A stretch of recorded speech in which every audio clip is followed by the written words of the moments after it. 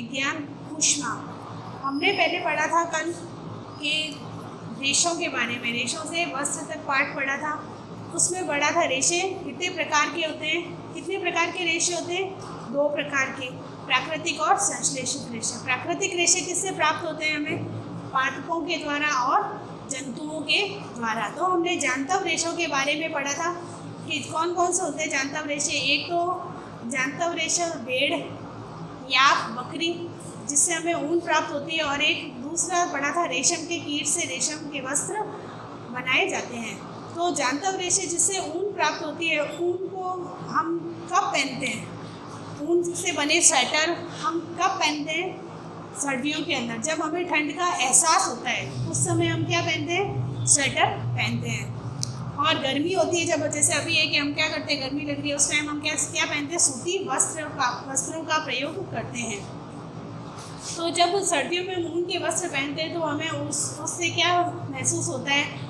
उससे हमें गर्माहट महसूस होती है। वो गर्माहट क्या कहलाती है? ऊष्मा कहलाती है। मतलब हम अपने आप को गर्म महसूस करते हैं, उससे हमें ठंड नहीं लगती है। तो वह क्या हो गई? हमें उससे क्या प्राप्त हो गई? ऊष्मा प्राप्त हो गई। तो वह ऊष्मा क्या होती है? जो गर्म होती है, जिससे हमें गर्म का एहसास होता है। जैसे हमें सर्दियों में अधिक ठंड लगती है, सर्दी लगती है, तो वह सर्दी का हमें क्या होता है? एहसास होता है। तब हम क्या करते हैं? ऊपर धूप में जा कर के बैठ जाते हैं। धूप से हमें क्या मिलता है? गर्माहट मिलती है, अर्थात कि धूप से हमें ऊष्मा प्राप्त होती है। इसी को हम क्या कहते हैं? ऊष्मा कहते हैं, जिससे कि हम गर्म और ठंडे का हमें एहसास होता है। किसे कहते हैं ऊष्मा? जिससे हमें गर्म और ठंडे का एहसास होता है। ये गर्म और ठंडे का एहसास हम कैसे करते हैं? छू कर के कर सकते हैं। छू कर के हम उसको एहसास कर सकते हैं। या गर्मियों में हम गर्मी का एहसास हमारा शरीर करता है, और सर्दियों में सर्दी का करता है कि हमें ठंड लग रही है। तो इसमें भी किसी को ज़्यादा ठंड लगती है और किसी को कम ठंड लगती है।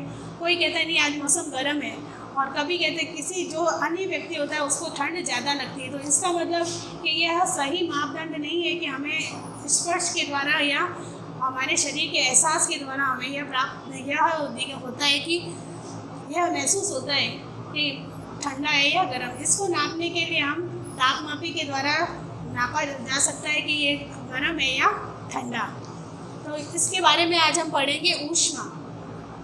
ऊष्मा में गर्म व ठंडा जो भी बताया, कुछ वस्तुएं गर्म होती हैं और कुछ ठंडी होती है। इसका एहसास हम छू करके कर सकते हैं, अर्थात स्पर्श इंद्रियों द्वारा ज्ञात कर सकते हैं। स्पर्श करके, अब स्पर्श करके कई बार ये होता है कोई वस्तु गर्म है या ठंडी, हम अपनी स्पर्श इंद्रियों द्वारा विश्वास नहीं कर सकते। हम स्पर्श इंद्रियों द्वारा इसका विश्वास नहीं कर सकते, क्योंकि तुम जानते हो कि जब हम घर में भी खाना बनाते हैं, तुम्हारी मम्मी खाना बनाती होंगी, वो रोटी बनाते हैं या गर्म सब्जी बन रही होती है, तो कोई ऐसे ही भगोने को उठा लेता है, परंतु क्या आप लोग उठा सकते हो? आपको अधिक गर्म महसूस होता है। तो इससे क्या हो गया? स्पर्श इंद्रियों के द्वारा हम पता नहीं लगा सकते कि वह गर्म और ठंडी वस्तु है या नहीं। अब गर्म वस्तुएं कौन सी होती है? जैसे चाय है, गर्म पानी है, ये क्या होती है? गर्म होती है। दूध पीते हो आप, वो भी गर्म होता है। और आइसक्रीम खाते हैं, वो क्या होती है? ठंडी होती है। या बर्फ ठंडी होती है। या और कोई भी चीज़ हम फ्रिज के अंदर रखते हैं, वो क्या होती है? ठंडी हो जाती है। तो इसका एहसास हम क्या कर सकते हैं? छू करके या टेस्ट करके, खाने की चीज़ें हम टेस्ट करके बता सकते हैं कि गर्म है या ठंडी है। किसी भी वस्तु की उष्णता मतलब गर्माहट नापने के लिए, गर्मी को नापने के लिए हम क्या करते हैं? विश्वसनीय माप उसके ताप से की जाती है। ताप मापने के लिए उपयोग में ली जाने वाली युक्ति को तापमापी कहते हैं। ताप नापने के लिए जिसका उपयोग किया जाता है, हम उसको क्या कहते हैं?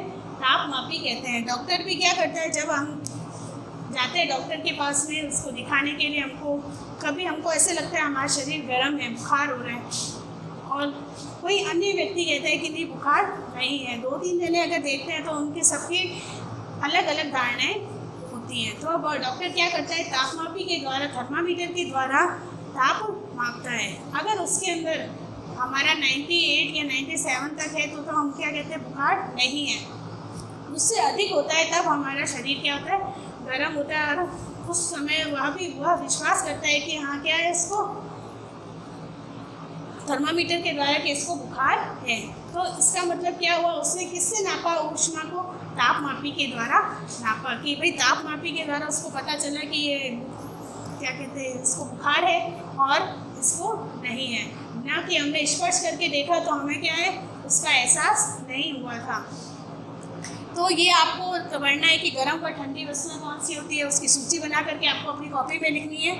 एक बार वापस करें, कुछ वस्तुएं गर्म होती है, कुछ ठंडी। इसका एहसास हमारे को स्पर्श इंद्रियों द्वारा होता है, परंतु कई बार ये हमारी स्पर्श इंद्रियाँ भी गलत साबित हो जाती हैं, क्योंकि सबको अलग अलग, सबके शरीर का अलग अलग तापमान होता है।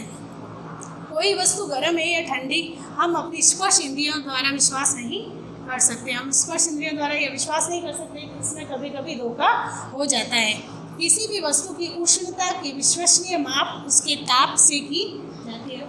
एकदम सही विश्वास कब होता है, हम जब उसको तापमापी के द्वारा नापते हैं। ये आपको कॉपी में